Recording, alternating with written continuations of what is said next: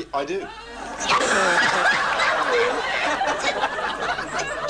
Thank you, Miss Sally Struthers from All in the Family. He made Australia laugh like no one else. With a single awkward smile and a microphone in hand, Garry McDonald, through his alter ego Norman Gunston, became the nation's most beloved comedic figure. But while the cameras rolled and the applause thundered, Garry was silently spiraling into a private hell that not even his closest friends could fully comprehend. What no one saw, what the public never imagined, was that behind the smudged lipstick and deliberately cringeworthy interviews lay a man paralyzed by fear. Panic attacks that struck out of nowhere, days he couldn't leave the house, nights he'd curl up convinced something terrible was about to happen. For decades, Garry McDonald waged an invisible war against anxiety and depression, all while being the face of national humor. Before the words mental health were part of public conversation, Garry was already drowning in it. At the height of his fame, he disappeared without warning. Shows were canceled, rumors flew, fans speculated, but the truth was far darker than anyone suspected. And then, years later, he did something no Australian celebrity had done before. He spoke. He named his illness. He told the truth. And by doing so, he changed the conversation for a generation. This is not just the story of a comedian.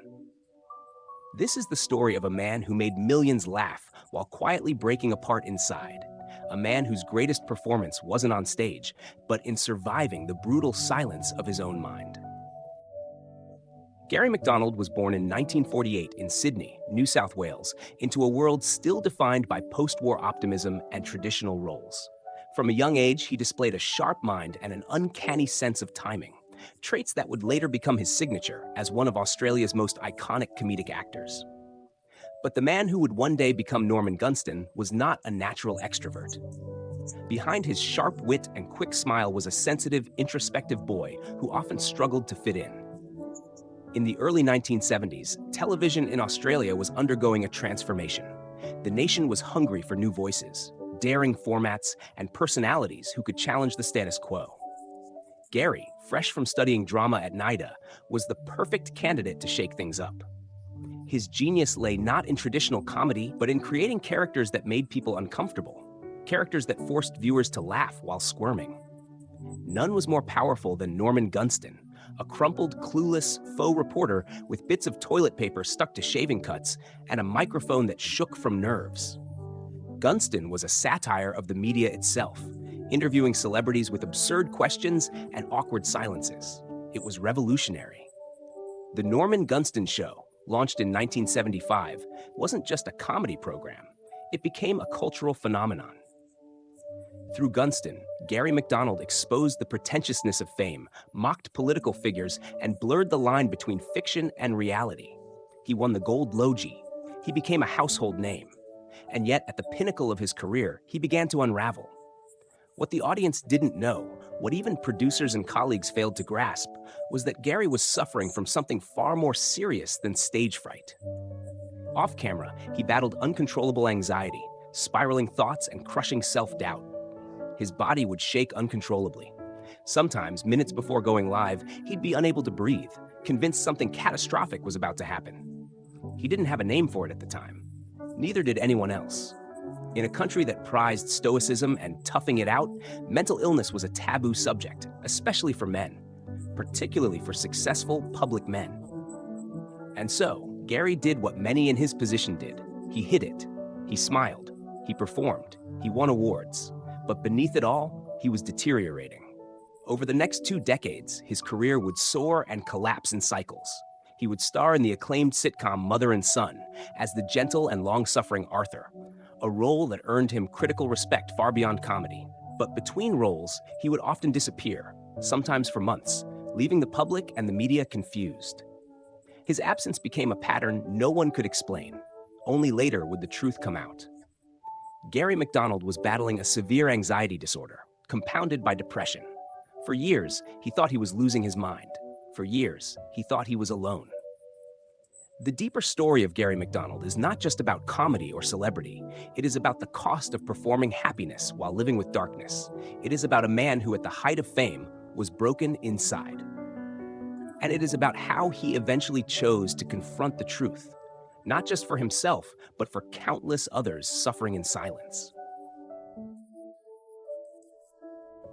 In the early days, Garry McDonald's career unfolded like a perfectly scripted drama. After graduating from the prestigious National Institute of Dramatic Art, NIDA, he made his television debut with minor roles, slowly earning respect for his commitment and range.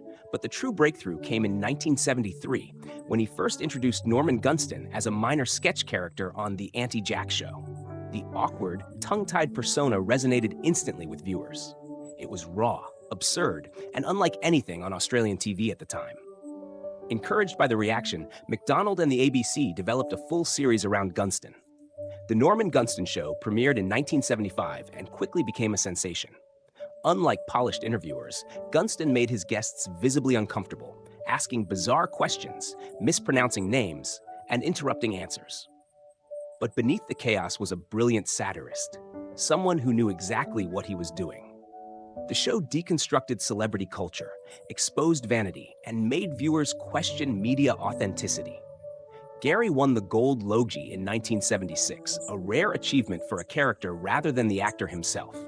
The show reached its peak when McDonald took Gunston to international events, such as the 1975 dismissal of Prime Minister Gough Whitlam.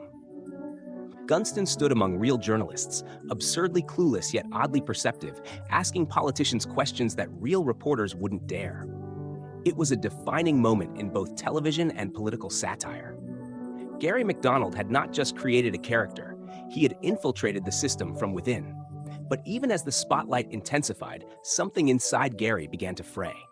The pressure to constantly perform, to live as both himself and Gunston, created a dissonance he couldn't explain. His heart would race before shows, his hands would shake.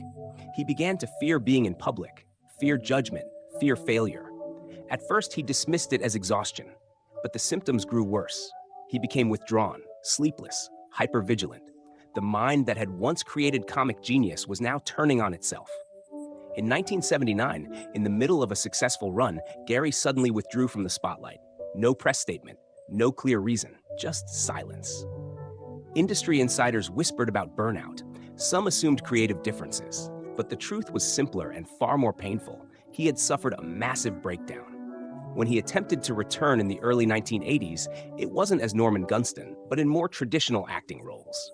The ABC sitcom Mother and Son, launched in 1984, marked a new chapter.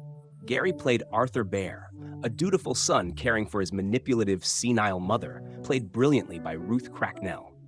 The show was critically acclaimed, showcasing Garry's depth as a dramatic actor.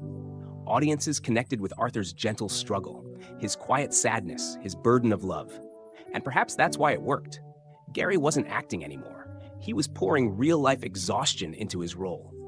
Yet behind the scenes, his anxiety remained unrelenting. He would go through entire weeks where he couldn't sleep, consumed by irrational dread. Filming days were agonizing. Social obligations were terrifying. He began to avoid public appearances, interviews, anything that might trigger an episode. At his lowest, Garry believed he was going insane. Still, he kept working. Throughout the late 80s and early 90s, he appeared in dramas, theater, and even revisited Norman Gunston sporadically. But each attempt at revival was followed by another collapse. Panic attacks would return out of nowhere, stealing his breath, making him feel like he was dying. Medication helped at times, therapy helped more, but nothing stopped the cycle entirely. The public still saw him as a national treasure, funny, quirky, safe. But in reality, Garry was living in a constant state of psychological siege. He later admitted that during the worst periods, he would lie in bed for days, unable to move, convinced that if he got up, something terrible would happen. His wife, Diane Craig, herself an actress, became his anchor, guiding him through episodes, helping him get help when he couldn't help himself. Throughout the 1990s, Garry began to understand his condition more clearly. He was eventually diagnosed with generalized anxiety disorder and clinical depression. The diagnosis didn't fix things, but it gave him language. It gave him something to fight. Still, the fear never fully left him. At the height of his fame, Garry McDonald often couldn't leave his house. At his most beloved, he was convinced no one would love him if they knew the truth. And yet, through it all, he kept trying, kept acting, kept surviving. By the mid-1990s, Garry McDonald had become a symbol of resilience, though few understood just how much pain that resilience had cost. While his public image remained intact, the reality was that every performance, every public appearance was an act of immense courage. For Garry, getting through a day without a panic attack felt like a personal victory. But there were days, and sometimes weeks, when victory felt impossible. The darkest moments came without warning. He once described waking up in a state of blind terror, unable to move or speak, certain that his own death was imminent. He would break down in tears with no identifiable cause. "It's like having a gun to your head all day long," he said in a later interview, "and no one else can see it." In those years, the only place he felt remotely safe was at home, surrounded by the familiar, with Diane close by. She became not just a partner, but a caretaker, a lifeline, a quiet presence who refused to give up on the man trapped in his own mind. In 1993, something changed. After decades of silence, Garry McDonald did the unthinkable for a public figure in Australia at that time. He went public with his illness. Speaking openly about his long battle with anxiety and depression, he became one of the first Australian celebrities to break the silence around mental illness. His decision was not easy. There were warnings from agents, producers, even friends. It could damage your career. But Garry had come to a breaking point. The years of hiding had cost him too much. If speaking up meant fewer roles, then so be it. But if it meant even one person didn't feel alone, then it was worth everything. The media response was mixed. Some praised his bravery, others treated it like a scandal. Tabloids ran headlines questioning his stability. The entertainment industry, always calculating, grew cautious. Offers slowed, roles disappeared. But something else happened too. Letters began to arrive, hundreds, then thousands. Strangers thanking him for giving voice to what they had endured in silence. Men who hadn't told their families, women who feared judgment. Teenagers who finally saw that even their heroes struggled too. Garry McDonald had unknowingly become an advocate. In 2000, he was appointed an official ambassador for Beyond Blue, Australia's leading mental health initiative. Unlike other celebrities who lent only their image, Garry gave everything. He spoke at schools, hospitals, corporate events, anywhere someone would listen. And he didn't sugarcoat it. He talked about the sleepless nights, the screaming inside his head, the medications that numbed, and the therapy that saved him. He gave interviews that were raw, teary, and painfully human. One of the most haunting moments came during an interview in which he recalled sitting on a hotel bed during a tour, contemplating whether he could go on.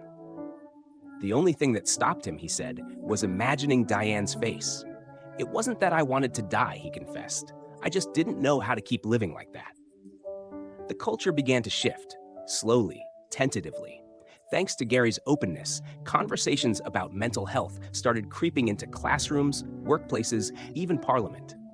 For the first time, Australia began to acknowledge that the strong can also be vulnerable, that laughter doesn't mean peace.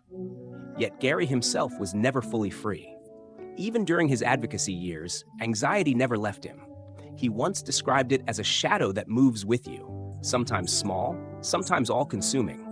He continued to work in television and theater, but never again with the same frequency. The panic attacks could still strike without reason. Crowds still terrified him. He had learned to manage it, but never defeat it. Behind the scenes, his story remained a cautionary tale for the entertainment industry, a reminder that fame can conceal fractures, and brilliance can coexist with unbearable pain. Younger actors looked to him not just as a comedic legend, but as a symbol of survival. The duality of Garry McDonald, the national treasure and the silent sufferer, became his legacy. And perhaps the most poignant truth of all is that the man who brought laughter to millions could barely hear his own. McDonald's legacy is one of extraordinary contradiction and profound humanity. As Norman Gunston, he was sharp, irreverent, and groundbreaking. He shattered the boundaries of satire, doing what no other Australian comedian had dared to do before, confront celebrity culture with absurdity so potent it exposed the truth. As Arthur in Mother and Son, he brought quiet strength and empathy to a generation that saw in him the tired eyes of every adult child caring for an aging parent. These achievements alone would have earned him a permanent place in the cultural memory of Australia. But what makes Garry McDonald truly unforgettable is not just his contribution to entertainment. It's his willingness to break character and show the man behind the act.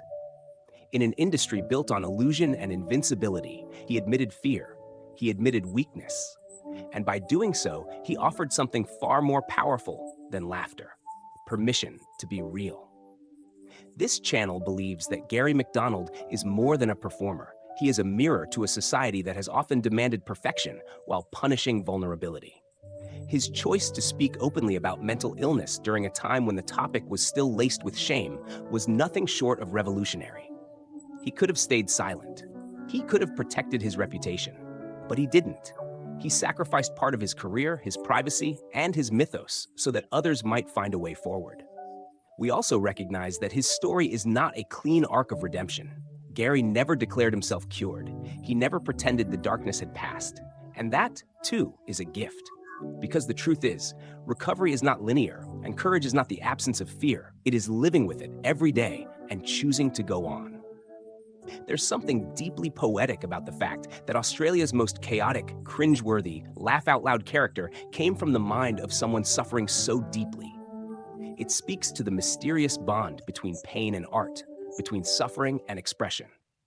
It reminds us that some of the funniest people in the world are often those who have seen the darkest corners of the human mind. Garry's story forces us to re-examine how we treat public figures, how quick we are to praise, how eager to label, how reluctant to see the person beneath the image. It reminds us that behind every joke, every role, and every standing ovation, there may be a private cost no one sees. This channel honors Garry McDonald not just for his brilliance, but for his bravery. Not just for the characters he gave us, but for the truth he lived.